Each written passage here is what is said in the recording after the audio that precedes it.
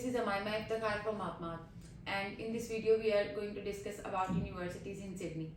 हम आज डिस्कस करेंगे कि सिडनी में कितनी यूनिवर्सिटीज़ हैं और जब एज एन इंटरनेशनल स्टूडेंट आप किसी भी कंट्री या किसी भी सिटी को चूज़ कर रहे होते हैं तो आपको किन फैक्टर्स पे चूज़ करना चाहिए और सिडनी में ऐसी कौन सी अपॉर्चुनिटीज़ हैं जो एज एन इंटरनेशनल स्टूडेंट आपको बहुत ज़्यादा बेनिफिट दे सकती हैं. सो आज हम इन्हीं सब फैक्टर्स पे बात करेंगे. Let's get started.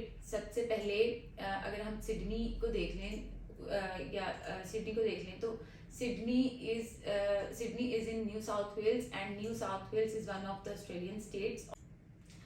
Also ये जो न्यू साउथ वेल्स है ये सबसे पुरानी स्टेट है इसकी ऑस्ट्रेलिया की and that was founded in 1788. इसके अलावा अगर हम इसके वेयर अबाउट्स की बात कर लें तो आपको यहाँ पे सिडनी ओपेरा हाउस मिलेगा, सिडनी हार्बर ब्रिज मिलेगा, ब्लू माउंटेन्स मिलेंगे, डेंस फॉरेस्ट मिलेंगे, उसके बाद सैंड बीचेस मिलेंगे.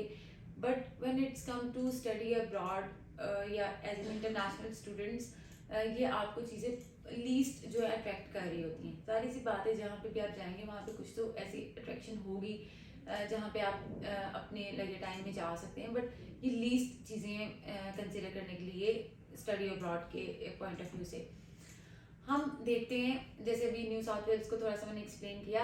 हम मेरे ख्याल से जब एक इंटरनेशनल स्टूडेंट के तौर पे आप चीज़ों को वैल्यूएट कर रहे होते हैं या आपने ये डिसाइड कर लिया होता है कि मैं अपनी हायर डिग्री जो है वो पाकिस्तान से नहीं अब्रॉड से लूँगा, तो मेरे ख्याल से आपको बहुत सारे फैक्टर्स को देखना चाहिए. और जो मोस्ट इम्पॉर्टेंट चीज़ ये है कि जब भी आप कोई कोर्स चूज़ करें तो वो आपको प्लेसमेंट या इंटर्नशिप वाला चूज़ करें कि जहाँ पे आपको कोर्स के साथ इंटर्नशिप जो है वो ऑफर कर रही हो रही हो. पहली बात.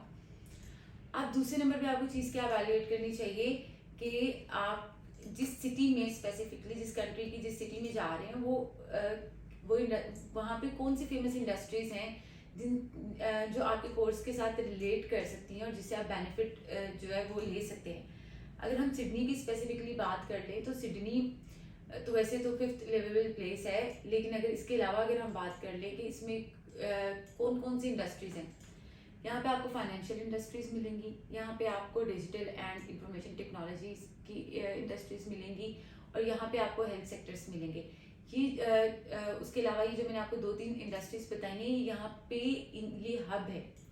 यहाँ पे ये आप कह लें कि सिडनी जो है वो तकरीबन 600-650 मल्टीनेशनल कंपनीज के हेडक्वार्टर्स को वहाँ पे ऑन करता है. मींस के वहाँ पे उनके हेडक्वार्टर्स हैं. उसके अलावा आपको 60-65 बैंक्स के जो है ना हेडक्वार्टर्स भी मिलेंगे वहाँ पे सिडनी में. अगर मेरे पॉइंट ऑफ व्यू से अगर तो आपका कोर्स है जो कि फाइनेंसिस से, हेल्थ केयर से या फिर उसके बाद इंफॉर्मेशन टेक्नोलॉजी से रिलेटेड है तो सिडनी की जितनी भी यूनिवर्सिटीज़ हैं that can be good option. क्योंकि जाहिर सी बात है अगर तो आपका इंटर्नशिप का साथ आपके कोर्स के साथ इंटर्नशिप है तो ऑब्वियसली ये आपको हेल्पफुल होगा. तो ऑब्वियसली ये जितनी भी इंडस्ट्रीज हैं ये आपको बेनिफिट दे सकती हैं कि आप का जो लेट्स से अगर कोई बिजनेस प्रोजेक्ट है, इंटर्नशिप है, आप इन इंडस्ट्रीज में अगर कहीं ना कहीं प्लेस हो जाते हैं अपने इंटर्नशिप के लिए या अपने बिजनेस प्रोजेक्ट के लिए तो डेफिनेटली जो आपका एक्सपोजर होता है होगा वो आप अगर पाकिस्तान भी वापस आते हैं तो उसको कोई बीट नहीं कर सकता. ठीक है, क्योंकि जाहिर सी बात है जो इस तरह की इंडस्ट्रीज मल्टीनेशनल कंपनीज और जो लोकल इंडस्ट्रीज हैं उनका एक्सपोजर बहुत डिफरेंस होता है.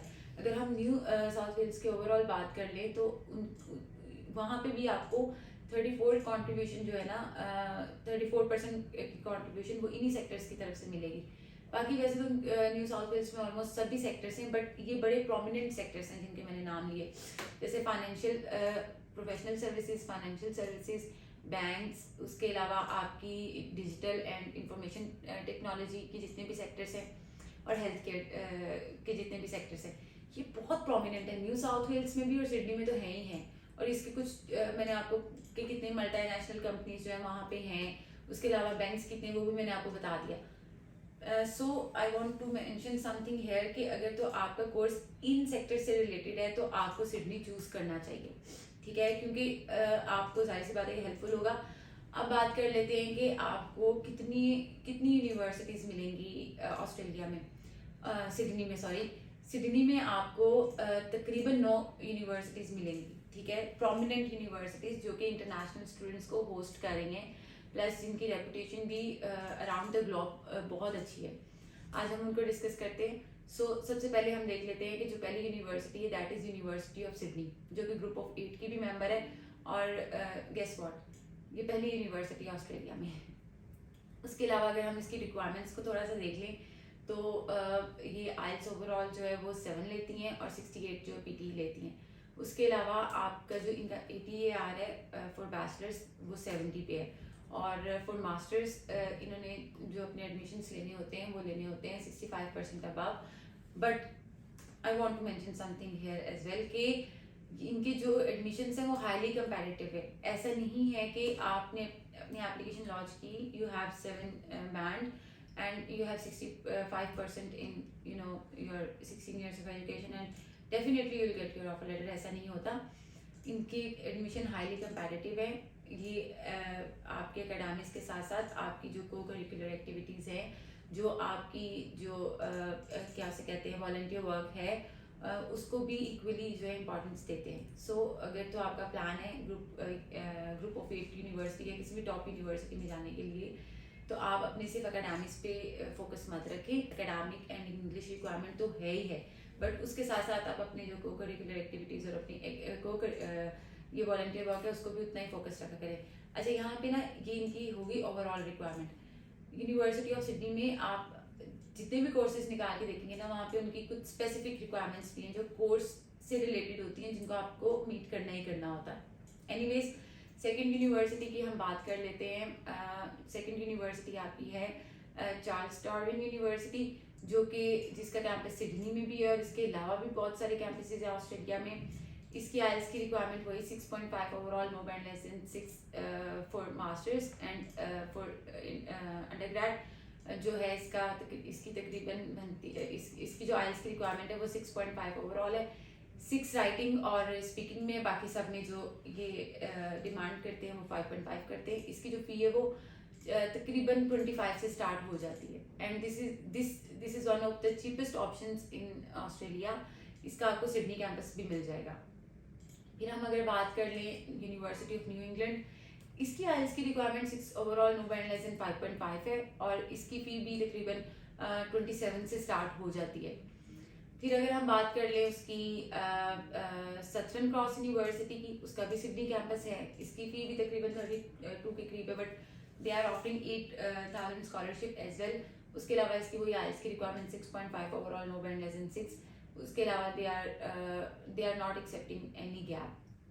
अगर आपका कोई वर्क एक्सपोजर भी है बट एकेडमिक गैप भी एक्सेप्ट नहीं करते, मैक्सिमम 1 साल के एक्सेप्ट कर लेते, इससे ज़्यादा नहीं करते।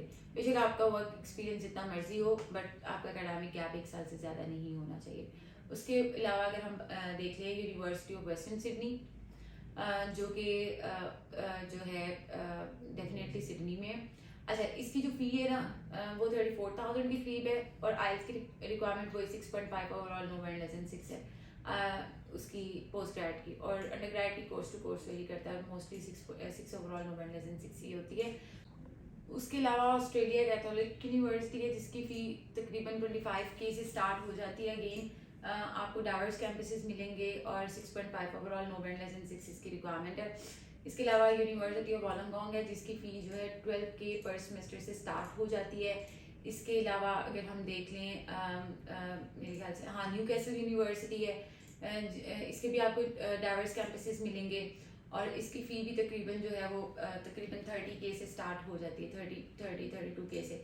इसके अलावा आपको जो है UTS है जिसकी फ़ी जो है 37K से स्टार्ट हो जाती है, वही आइल्स की requirement 6.5 overall, no band less than 6। और अगेन बैचलर्स की जो अंडरग्रेड की वो वेरी करती है course to course. So I think हमने ऑलमोस्ट जितनी भी यूनिवर्सिटीज़ हैं ऑस्ट्रेलिया में सिडनी में आती वो डिस्कस कर ली हैं। ये कुछ प्रोमिनेंट यूनिवर्सिटीज़ हैं, और भी काफ़ी कॉलेजेस होंगे, लेवल 2 की यूनिवर्सिटीज़ होंगी, लेवल 3 की यूनिवर्सिटीज़ होंगी, बट ये कुछ प्रोमिनेंट यूनिवर्सिटीज़ हैं। कुछ जो वहाँ पे इंटरनेशनल स्टूडेंट्स को भी होस्ट करती हैं, बट इनकी ओवरऑल रेपुटेशन बहुत अच्छी है। इनकी ना इंडिविजुअल वीडियोस भी मैं बनाऊंगी क्योंकि वीडियो बहुत ज़्यादा लॉन्ग हो जानी है, इसलिए जो है ना मैं आपको सारी जो चीज़ें हैं ना यूनिवर्सिटीज़ के बारे में वो एक ही वीडियो में नहीं बता सकती। तो तो मैं इनके ना शॉर्ट्स भी बनाऊंगी हर यूनिवर्सिटी के सेपरेट, जहाँ पे इनके जो की फैक्ट्स हैं वो आपको बता सकूँ. So that's all for today. Thanks for watching this video. अल्लाह हाफिज़.